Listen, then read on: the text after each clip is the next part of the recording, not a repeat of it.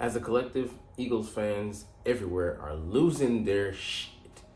You see people panicking on message forums and YouTube channels, comment sections. Bro, chill the fuck out. Like, why is everybody in a tizzy? Because we are 2-2 at the bye, and we're looking up at everybody else in the NFC East. I get it. You know, things aren't going according to plan. You know, we have some records in that regard, but we could be worse off, far worse off. So let's dive into why we should be collectively chilling out. What's up, it's your boy Cintron, coming back to you with another analysis video. And kid you not, that's my real name. So Eagles at the bye, is it time to panic? Hell no, it ain't, man. But these media giants, you know, pushing these narratives, pushing P, will have you as pumped up, full of adrenaline, ready to run through a wall that doesn't even fucking exist. So Dallas Goddard put it succinctly. We're 2-2. It ain't college football. Our season ain't over. We got a lot of football ahead of us. 13 games. Like, so why in the hell are y'all panicking? You're ready to write a whole diegesis on a season that is just unfolding. You might as well, pretty much, I agree with a lot of people, call this our preseason. 4 games in, and we're should be just hitting our stride as far as just realizing some things and just coming into a rhythm. Unfortunately, injuries have beset us, and we haven't been ourselves. I mean, you look around the league, a lot of teams are finding their identity, are confused, aren't whole, aren't complete. And we're one of those teams. You know, I mean, the Chiefs, I just think by way of experience, they just have seen a lot of different things, and they're going to weather the storm. They have a steady hand at the helm in Andy Reid. And we have the antithesis of that. A guy who led us to 10-1 and then let the bottom king wholesale fall out. We went from that to, you know, 11-6. That's insane. Like, to bottom out like that. Unprecedented, but yet it happened. It happened. And on this guy's watch. And I'm not saying, you know, weird to look at it. Like I said, 2-2, it's way too early. But the way we've looked, how we've gotten there, has looked awfully disturbing. So, is panic warranted? Hell no.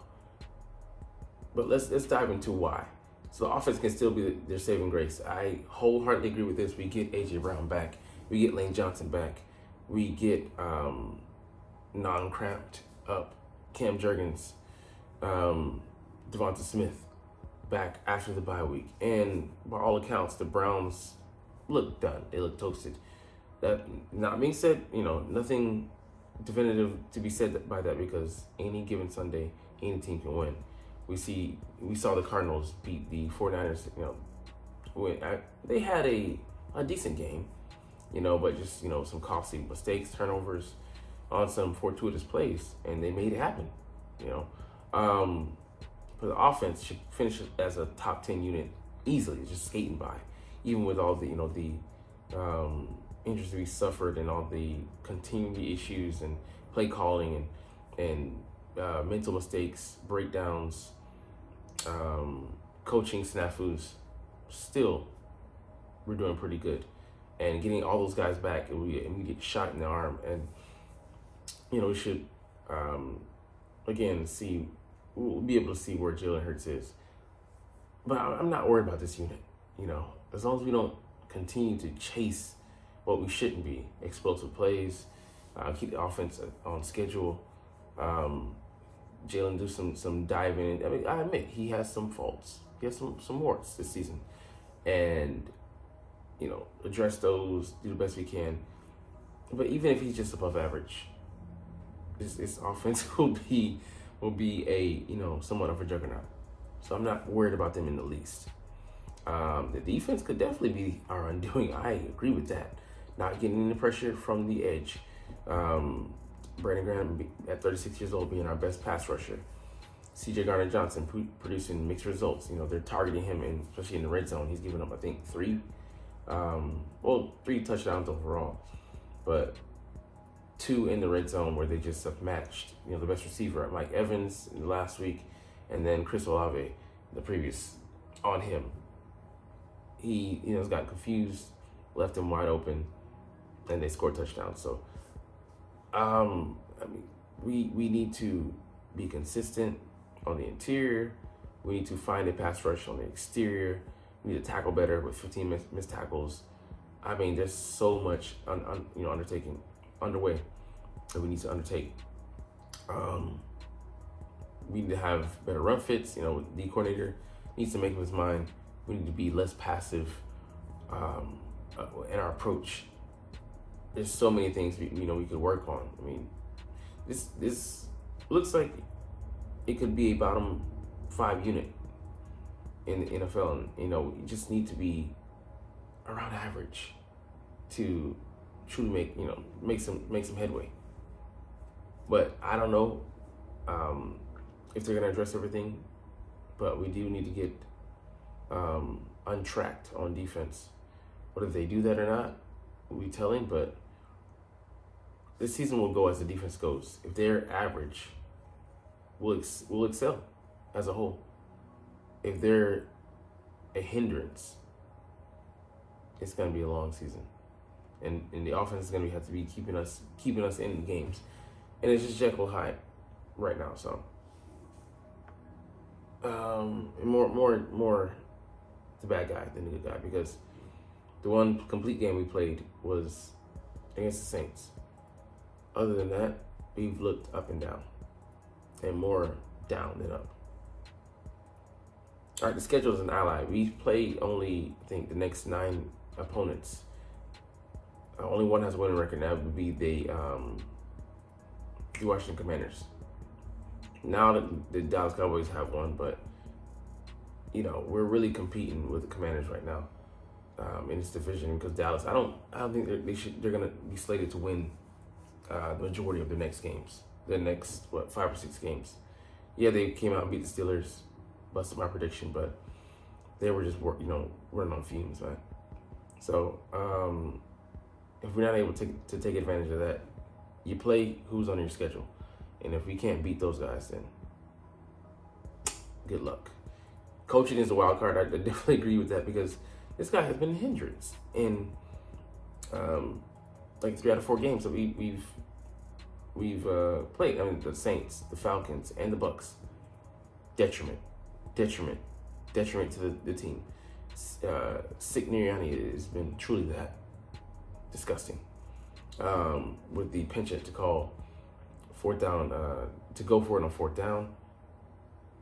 The money grubbing hands, and putting his hands all up in the recipe as far as the offense goes. Can't tell me he ain't meddling. It's a mess. It's not setting the culture, the tone for this team. They're penalized overly undisciplined, and it goes beyond just technique, their mindset, man. So I'm not gonna say he's gonna be fired mid-season, but if we don't turn it around, I think end of the season could definitely be a thing, and I want to see Kellen Moore and what he, does he have any head coaching chops? Can he make headway? Could he be the next, guy in waiting to finally solve our problem with not having a offensive-minded head coach and him running his system? Because Nick Sirianni has literally none. So, there is a lot to ask for with that, but man, I really, like I said, it's not as a guy. I like Nick, personality, but the X's and O's, the temperament, the inherent value. What are we truly getting in him? I don't believe it's a lot. And I think he should have been fired at the end of the last season after letting the culture slip like that inside that building. But they decided to bring him back because he's a puppet, easily controllable, will do what you want. But Is that really the way to go, Philly? We'll have to see, because at some point, ownership / the front office is going to have to answer for the demands they've made as far as like setting things up the way they are and system in place. Because right now, it ain't looking so good. But anyways, we'll get up out of here on that note. But hey, you're not even watching though, but it's all good because I love making these videos. I love talking about the freaking stinking Philadelphia Eagles. So we're trying to do this officially, but as always, it's fly Eagles fly and let's motherfucking go. Like, comment, share, subscribe. Thanks for watching. Check me out at Cintron Anime, Cintron Life, or Cintron Laughs, or other social media.